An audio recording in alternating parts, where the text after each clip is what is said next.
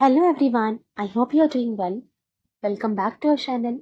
Today we will practice closed test based on previous year SSC examination. SSC exam में पूछे गए कुछ cloze test की हम आज प्रैक्टिस करेंगे.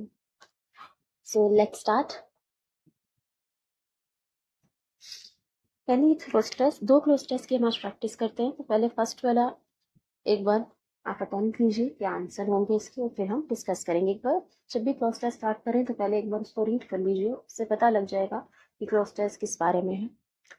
The Digital Saksharata Abhiyan (DISHA) or National Digital Literacy Mission (NDLM) scheme has been formulated to dash IT training to 52.5 lakh persons, including Anganwadi and ASHA workers and authorized ration dealers in all the states, union territories, dash the country, so that the non-literate IT citizens are dashed to become IT literates, so as to dash them to actively and effectively participate in the democratic and developmental process and also dash their livelihood.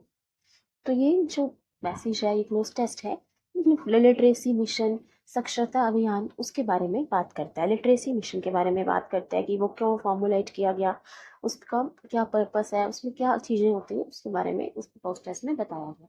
अब देखिए first का answer क्या होगा, सोचो. Scheme has been formulated to dash IT training. Attribute, attain, impart या affirm. चलिए second देखिए.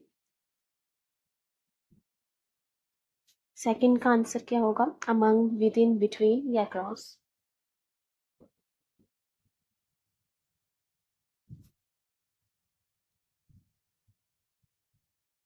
Third included, made, ordered या trained.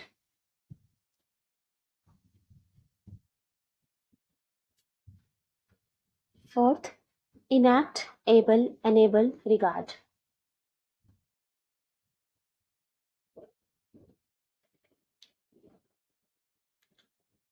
Last fifth present, enhance, engage or train.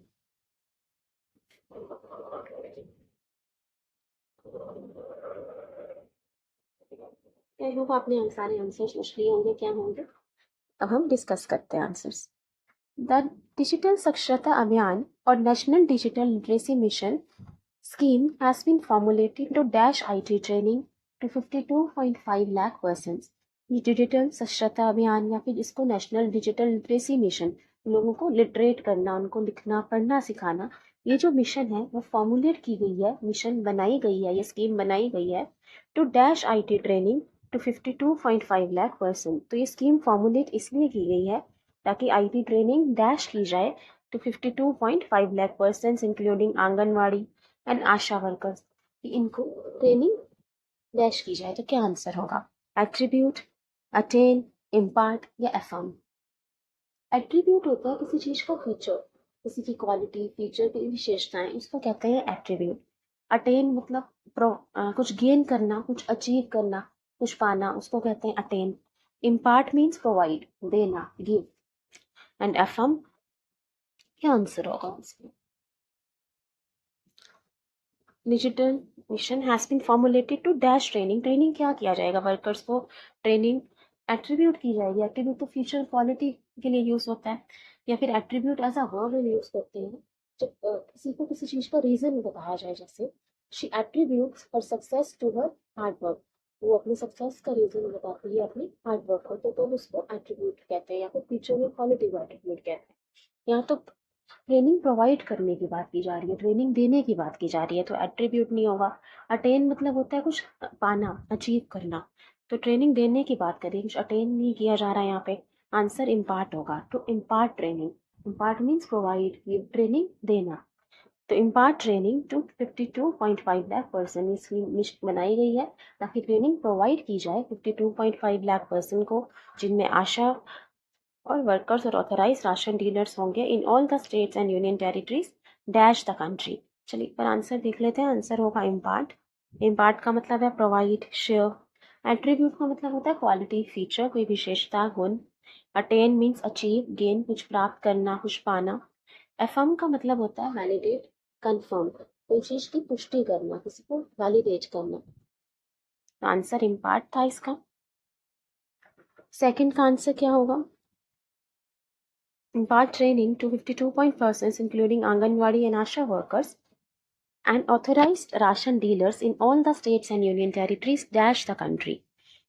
एक स्कीम फॉर्मुलेट की गई थी ताकि ट्रेनिंग प्रोवाइड की जाए, इम्पार्ट की जाए कि 52.5 लाख पर्सन को, जिसमें आशा वर्कर्स, आंगनवाड़ी वर्कर्स होंगे और ऑथराइज राशन डीलर्स होंगे in all states union territories dash the country, among the country, within the country, between the country, across the country. इसका आंसर हो जाएगा अक्रॉस द कंट्री। अक्रॉस का the country का मतलब होता है throughout the country, पूरी country में। So impart training workers and authorised ration dealers in all states and union territories, कह रहे हैं सारे states union territories means through out the country, across the country. तो आंसर हो जाएगा across the country.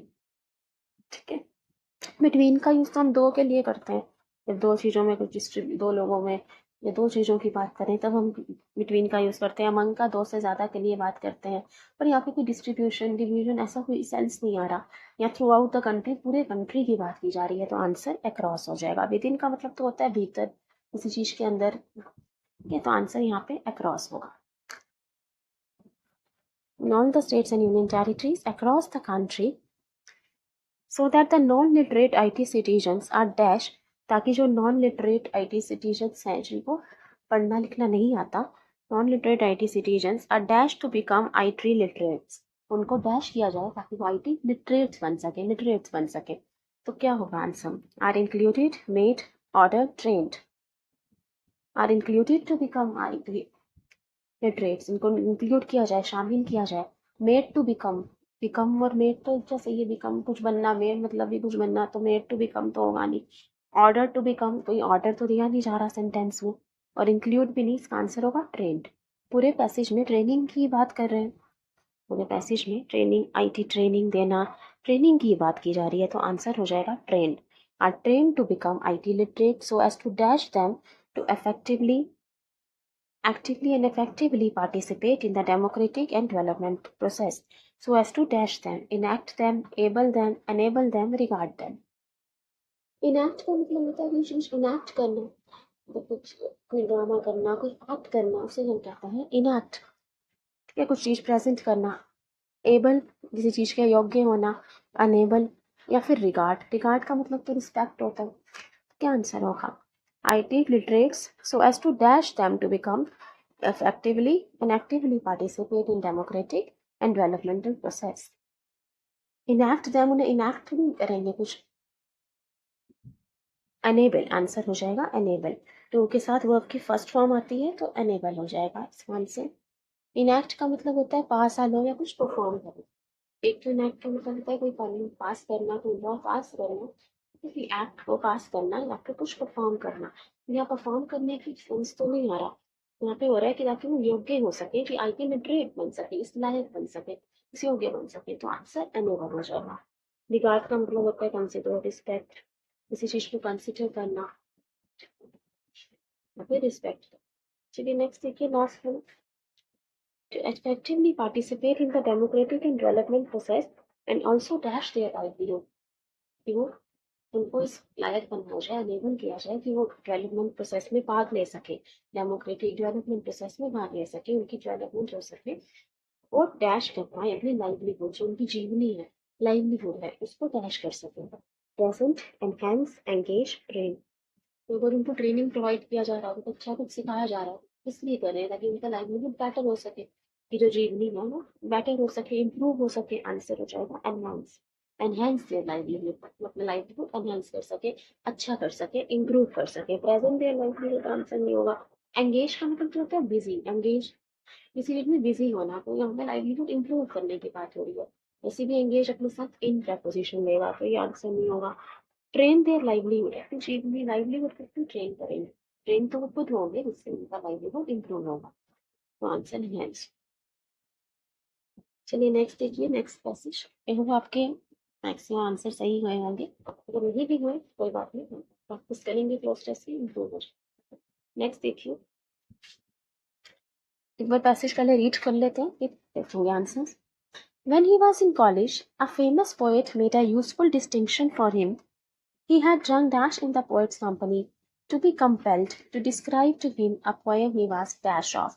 It would be a monologue of the sorts, self-contemplation of a student on a summer afternoon who is reading Euphues. The poem itself would be a subtle dash of your euphemisms.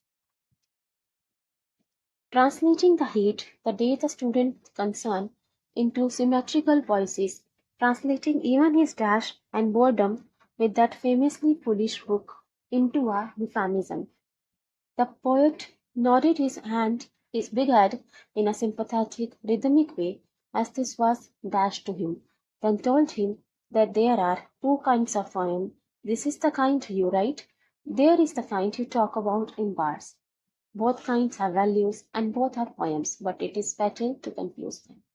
ठीक, तो देखिए इसका क्या answer होगा। First answer क्या होगा, यहाँ पे पोएम्स की बात की गई है ना, किस्सा सुनाया जा रहा है, पोएम सुनाई जा रही है, उसके बारे में बात की जा रही है। देखिए क्या आंसर होगा। फर्स्ट है enough many far since he had drunk dash.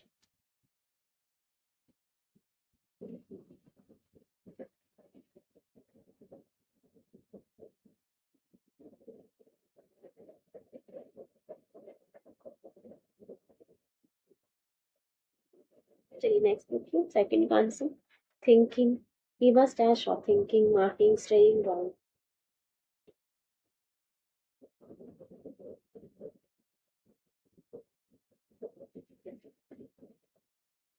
Third का आंसर देखो प्लेन्स क्रेडिट सीरीज रेसिस।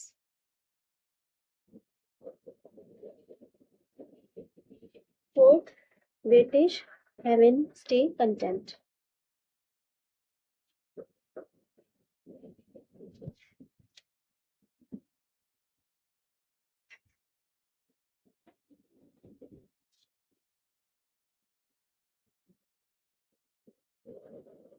चलिए फिफ्थ का देखिए last explained sprang theorised raised.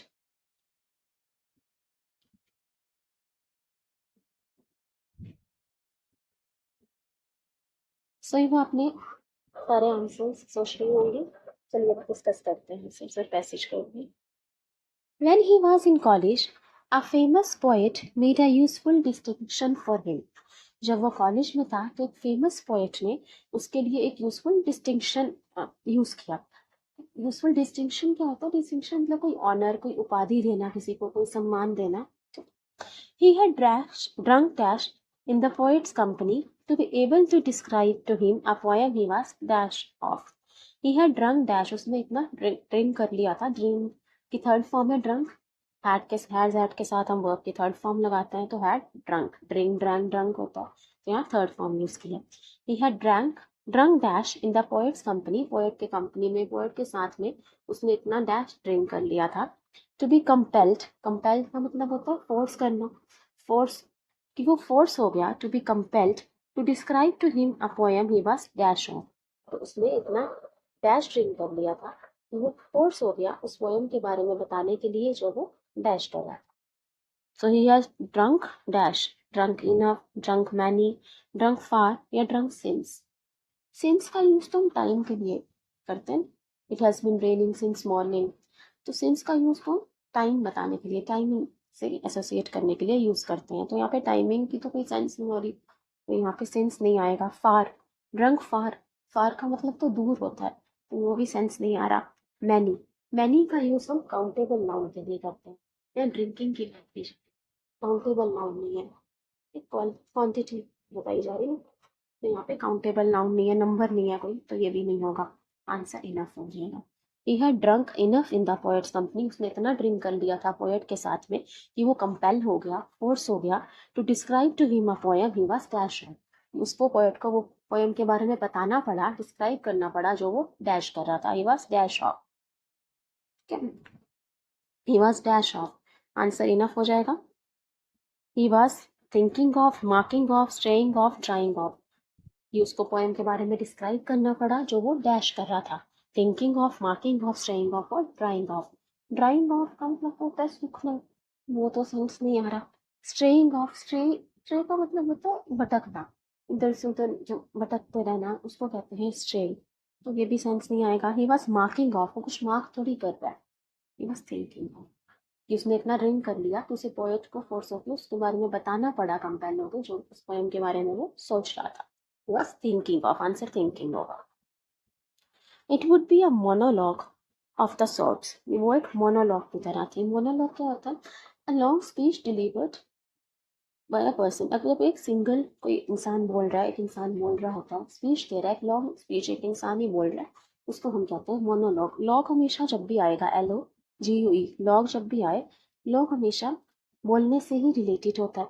Dialogue होता है दो लोगों के बारे में जो बातचीत हो रही है, जैसे मूवीज में डायलॉग होते हैं, प्लेस में जब दो लोग बात कर रहे हैं। तो मोनोलॉग जब एक अकेला बोल रहा है, long speech delivered by a single person, उसको कहते हैं monologue.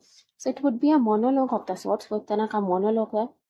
Self contemplation of a student, contemplation क्या होता है?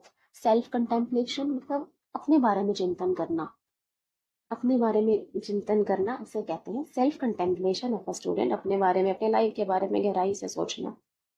ऑन अ समर आफ्टरनून, तो वो पोएम एक मोनोलॉग की तरह थी, मोनोलॉग की तरह थी। Self contemplation of a student, एक स्टूडेंट जो है वो अपने बारे में, अपने लाइफ के बारे में सोच रहा था, आत्मचिंतन कर रहा था। ऑन अ समर आफ्टरनून, एक समर के आफ्टरनून पे, दोपहर को, who is reading Euphues. The poem itself would be a subtle dash of your euphemisms, जो पोएम है वो एक सटल डैश है आपके यूफेमिज्म्स की। यूफेमिज्म क्या होता है? यूफेमिज्म होता है indirect way of speaking, indirect way of speaking मतलब कुछ बहुत हार्श बोलने से अच्छा उसको एक सॉफ्ट वे में बोलना। जैसे आपको किसी को कुछ बहुत बुरा कहना है तो ऐसा मत कहो कि उसे बुरा लगे, तो उसे इनडायरेक्ट वे में, कम बुरा लगे, इसको ऐसे बोलना। और यूफाइज का मतलब होता है चीज़ों का एक अट्रैक्टिव स्टाइल ऑफ राइटिंग, एक अट्रैक्टिव स्टाइल ऑफ राइटिंग, तो चीज़ों को सजा धजा के रखना, उस लिखना, उसको कहते हैं यूफाइज। एक अट्रैक्टिव स्टाइल में चीज़ों को ऑर्नामेंट करके, सजा धजा कर ऐसा लिखना, उसमें यूफाइज किया जाता है। तो यूफेमिज्म का मतलब होता है indirect way of स्पोकिंग, indirect way of speaking, जहाँ पे हार्श वर्ड्स की जगह सॉफ्ट वर्ड्स का यूज किया जाता है ताकि सामने वाले, सुनने वाले को इतना बुरा ना लगे। ठीक है, सो क्या आंसर होगा? The poem itself would be a subtle dash of your euphemisms, subtle planes, credits, series, races। Races को हम यहाँ पे रेस की बात कर रहे हैं, रेस का मतलब होता है दौड़, हाँ रेसिस की बात हो रही है, तो यहाँ पे रेसिस की तो बात नहीं कर रहे। क्रेडिट्स, क्रेडिट का मतलब तो उधार होता है। प्लेन्स, प्लेन भी नहीं, आंसर सीरीज होगा। The poem itself would be a certain series of your euphemisms। देख लो, self contemplation means deep thinking, self examination, गहरा चिंतन करना, अपने बारे में, लाइफ के बारे में गहराई से सोचना। Monologue means a long speech delivered by a single person, जब कोई एक इंसान बोल रहा हो उसे कहते हैं मोनोलॉग, एक ही स्पीच दे रहा है। क्रेडिट का मतलब एक्नॉलेजमेंट, नॉन क्रेडिट का मतलब उधार होता है। एक क्रेडिट का मतलब होता है किसी को श्रेय देना, किसी को क्रेडिट देना, किसी चीज का श्रेय देना। Plains means flat land, and euphemism means polite expression instead of harsh word. किसी चीज को बहुत हार्शली बोलने से अच्छा पोलाइट मैनर में बोल देना, उसे कहते हैं यूफेमिज्म। Answer series. नेक्स्ट देखिए, translating the heat, the day, the student's concern into symmetrical voices, translating even his dash and boredom with that famously foolish book into a euphemism। तो बहुत चीज़ों को सजा धजा के लिखा हुआ था। ट्रांसलेटिंग द हीट, आफ्टरनून की बात कर रहे हैं, समर आफ्टरनून तो गर्मी होगी, हीट होगी, तो translating the heat, the student concerns into symmetrical voices, तो मतलब उनको बहुत बैलेंस बनाकर पोएम में लिखा गया, चाहे वो हीट हो, स्टूडेंट की अपनी जो कंसर्न थी, उसकी वरीज थी, उनको सिमेट्रिकल पोएम वॉइसेस में बैलेंस बनाकर लिखा गया पोएम में। Translating even is dash and boredom, translating उसका जो बोर्डम है, जो उसको बोरियत हो रही थी स्टूडेंट को, into that famously foolish book into a euphemism, उसको भी यूफेमिज्म की तरह लिखा गया। यूफेमिज्म हमने देखा इनडायरेक्ट वे ऑफ स्पीकिंग, यहाँ पे पोलाइट एक्सप्रेशन का यूज किया जाता है, हार्श वन, तो स्टूडेंट की जो वरीज थी, जो पीड़ थी, वो परेशान, उसको भी एक अट्रैक्टिव वे में लिखा गया। तो translating even his dash and boredom, weightage and boredom, heaven and boredom, stay and boredom, contempt and boredom. तो बोर्डम एक नेगेटिव वर्ड है, नेगेटिव वर्ड है बोर्डम, तो यहाँ पे जो एंड के पहले वर्ड आएगा वो भी नेगेटिव ही होगा। एंड से तो हम सिमिलर वर्ड्स ही ज्वाइन करते हैं ना, पार्ट्स ऑफ स्पीच जो एक जैसे वर्ड्स हो। तो weightage, even is weightage and boredom, weightage होता है किसी चीज का इम्पोर्टेंस, इम्पोर्टेंस, वेटेज, उसका कितना वेट, कितना महत्व है, तो वेटेज तो नहीं होगा, यहाँ इम्पोर्टेंस की बात नहीं करी। हेवन, हेवन का मतलब होता है शरण, शेल्टर लेना कहीं, वो बात भी नहीं है। स्टे कहीं रहना नहीं, even is boredom and stay नहीं, आंसर होगा कंटेम्प्ट। कंटेम्प्ट का मतलब है डिसलाइक, जो उसकी डिसलाइक है, जो उसकी हेट्रेड है, उसको भी सिमेट्रिकल पॉइंट्स में निकामी आते हुए भी लिखा हुआ है, तो कंटेम्प्ट आंसर हो जाएगा। नेगेटिव वर्ड चाहिए था वैसे भी बोर्डम के साथ हमें, तो ये कंटेम्प्ट आंसर होगा। कंटेम्प्ट मीन्स डिस्डेन, हेट्रेड किसी चीज से, तो डिसलाइक करना, उससे चिढ़ना, हेट्रेड होना। Heaven means shelter, safe place. The poet nodded his big head in a sympathetic, rhythmic way as this was dashed to him. तो पोएट ने अपना हेड नॉट किया, सर हिलाया, हामी भरी, इन अ सिंपैथेटिक रिदमिक वे, सहानुभूति करते रिदमिक वे में, as this was dash to him, then told him that there are two kinds of poem. फिर पोएट ने उसे बताया, जब पोएट ने उसकी स्टोरी सुन ली कि वो किस पोएम के बारे में सोच रहा था, तो पोएट ने उसे कहा, this is there are two kinds of poem, दो तरह की पोएम होती है। This is the kind you write, ये जो तुमने बताया जो तुम लिखते हो उस तरह की। There is the kind you talk about in bars, जो हम बार्स में जिसके बारे में बात करते हो। Both kinds of values and both are points, दोनों ही वैल्यूज है अपनी और दोनों ही पोएम्स हैं, but it is fatal to confuse that, लेकिन अगर इन दोनों को कंफ्यूज कर दिया तो वो डेंजरस हो जाएगा। फैटल मीन्स डेंजरस हो सकता है, हार्मफुल हो सकता है, ठीक है। सो poet nodded his head in a big head in a sympathetic rhythmic way as this was dashed to him, explained to him, sprang to him, theorized to him, praised to him। जब आप सिर को हिलाते हैं तो पेशेश हमें समझ आ जाए, जब तो हम से सर हिलाते हैं, हम ही बोलते हैं कि हाँ ये चीज क्लियर होगी, तो आंसर हो जाएगा explained. The poet nodded his head in a sympathetic rhythmic way as this was explained to him। तो पोएट को समझ आ रहा था वो क्या कहना चाह रहा है, तो एक्सप्लेन्ड आंसर होगा। थ्योराइज का मतलब होता है सपोज, गैस, कुछ अनुमान लगाना, और स्प्रैंग मीन्स जंप, तो आंसर इसका एक्सप्लेन्ड होगा। सो वो आपको प्रोसेस समझ आए हो और आपका स्कोर भी अच्छा रहा होगा, और अगर अच्छा नहीं भी है तो हम धीरे धीरे इसको इम्प्रूव कर लेंगे। Thank you everyone, please like, share and subscribe. See you soon, thank you.